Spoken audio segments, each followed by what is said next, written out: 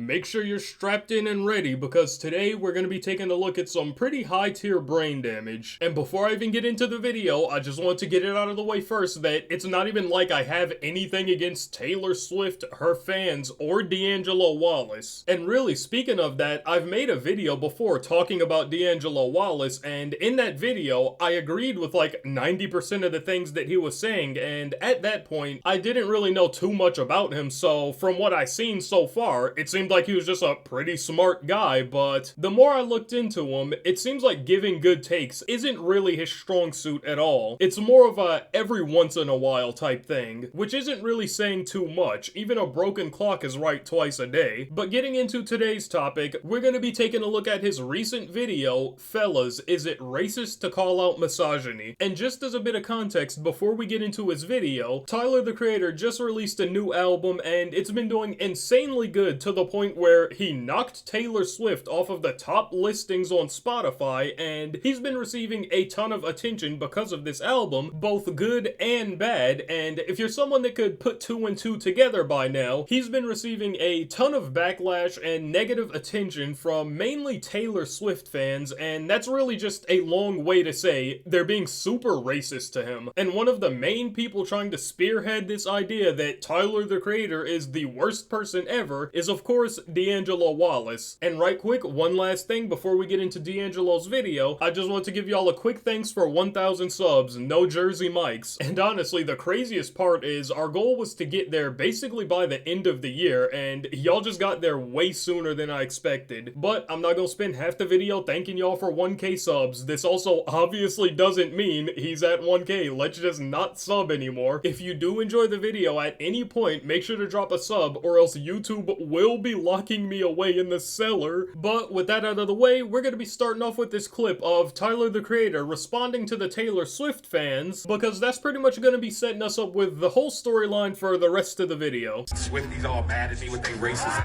bringing up old lyrics. Go listen to Tron Cat. I don't give a they gonna bring out the old me. They're gonna bring out the old me, he says. Go listen to Tron Cat, he doesn't care. Now off the jump, we could probably already tell what type of video this is gonna be. This guy is automatically just taking everything at face value. He's clearly joking here. He's obviously not going to be going back to the old Tyler. And if you don't know anything about old Tyler the Creator, he made this album in 2011, 13 years ago, Goblin, and there was a ton of songs in there with some pretty questionable lyrics, and it seems like everyone thinks now is the perfect time to get upset with him, try to cancel him, and just be mad at him over something that happened 13 years ago. And we're of course gonna be going more in depth on this, so let's just continue the video. This is the tweet that seems to have gone the most viral, as Swiftie posted with no real caption, just a bunch of question marks, garnering over 250,000 likes. Lyrics to Tron Cat from Tyler the Creator. And so, I mean, I feel like reading this out loud is just ridiculous. But if I'm uncomfortable, as a man who's not even referenced in the scenario, I can really only imagine how other readers felt about rape a pregnant bee and tell my friends I had a threesome. Alright, now, to be fair, without context, and kind of even with context, those lyrics are pretty wild. I'm not even gonna act like they're not, but, like I said, I don't really think it's fair for him to not include the context here. In especially this specific song, it's not Tyler the Creator playing as Tyler the Creator. The crazy shit that he's saying is supposed to be a alter ego, and sure, I understand you not liking it and just being like, oh, that's weird, but acting like it's him saying this stuff as him and treating it as if this is how he genuinely thinks is unfair and just straight up wrong. It seems like he's just doing everything he can to make Tyler look like as bad a person as possible. That's also not even bringing up the fact again that, like I said, this came out 13 years ago, and it's not like he produced the entire album in 2011, which means he was probably working on some of the lyrics for these songs closer to 14 or 15 years ago. So it's genuinely just crazy to try to even bring that into today's standards and act like it's something that he released last week or something. Tron Cat is stemming from his 2011 album Goblin, and as Swifties discovered, it's just kind of full of stuff like that, actually. Here he is bragging about sex with quote-unquote no permission, smacking, kidnapping, attacking with axes, choking. Like, this is just absurdly over the top. But I think what really set people over the edge was a lyric about Taylor Swift, actually. Tyler swiftly slips his D inside of Taylor Swift's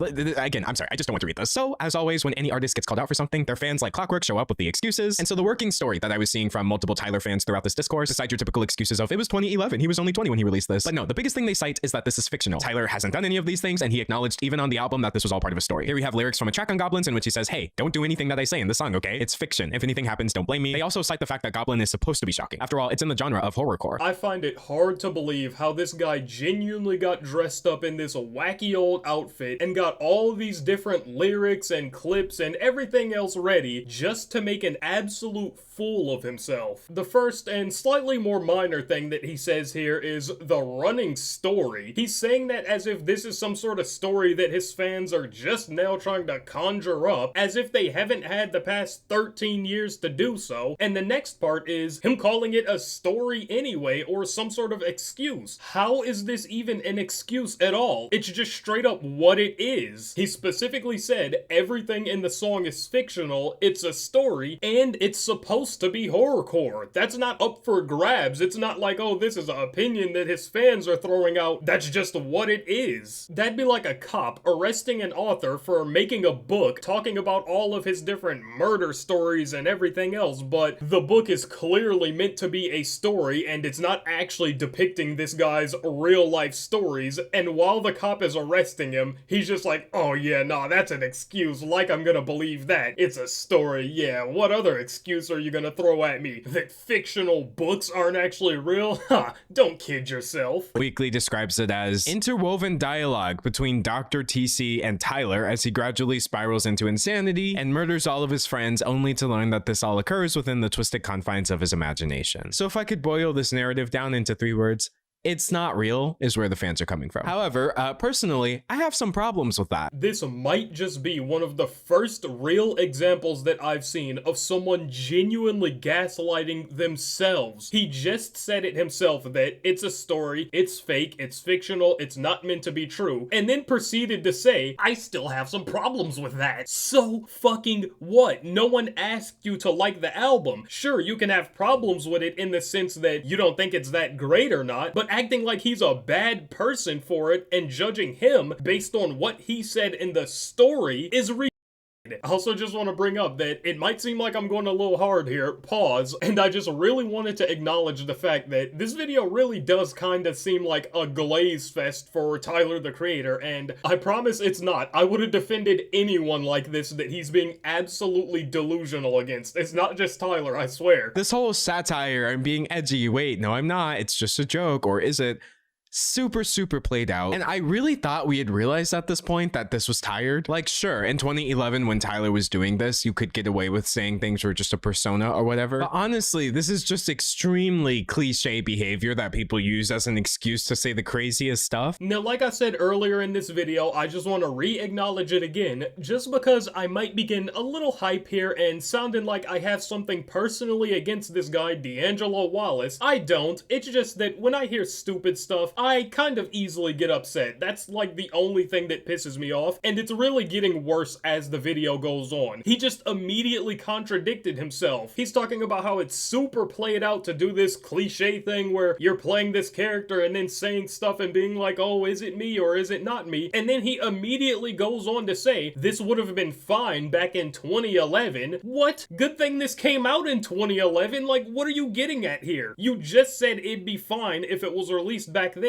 It literally was. At this point, I think that this guy honestly thinks that his newest album release was not, in fact, Chromacopia, but instead, Goblin. I swear, there's no other way. He truly must believe that his most recent album was Goblin. Or at least that's the way he's treating it. And right quick, I forgot to mention this earlier, but if you did make it this far into the video, make sure to comment your favorite Tyler the Creator album if you do listen to him. At least for me, after about like 3 or 4 listens, mine's is honestly probably Chromacopia now, closely followed by Flower Boy. And they often seem to take pride in the fact that normies can't tell whether they're being serious or not. I mean, here's Tyler talking about his song Sarah in 2009, a song about killing some girl and eating her body. Before I kill her, I have her tied up. Fantastic. Anyway, a lot of people are wondering if this song is about my true feelings or thoughts or about a real girl or what. If you're very close to me, you know. If not, dig deep through your imagination to find out. Am I a rapist, guys? I don't know. You gotta be fucking with me, right? Like, at this point, I'm genuinely thinking that this might actually be some sort of joke that I'm just not in on. There's no way this guy actually believes what he's saying right now. I can tell that this dude is the guy that just doesn't get invited to parties at all. They just try to hide the planning of it as much as possible from him so he doesn't even catch wind of it. He's really just proving the point that he can't have fun and he can't understand a story. Kind of going back to my example with the book earlier, he's the type of guy to read a horror book and then hate the artist because he thinks that the artist actually believes in everything going on in that book. But moving on, since I don't want this video to be like 30 or 40 minutes long, I'm gonna skip pretty much the rest of the parts that he's talking about the album because it's really more of the same. So we're gonna be moving into some of the tweets that he's gonna discuss next. And right quick, before we get into those tweets, I also just want to point out the fact that throughout this entire video, he doesn't really even mention the fact at all that the Taylor Swift fans that he's really trying to appeal to here are just straight up being 100% racist to Tyler. And the thing about them being racist to him is obviously not only is that not a good thing, but that is happening today. That's not happening 13 years ago. They're being racist to him real time. But I guess Tyler's the asshole, right? Not the countless amount of people being racist to him because they knocked Taylor Swift off of Spotify's top charts temporarily. So, speaking of Troncat tweeting, I'm going to be honest, the tweets in question are actually far worse than the songs, in my opinion. And by the way,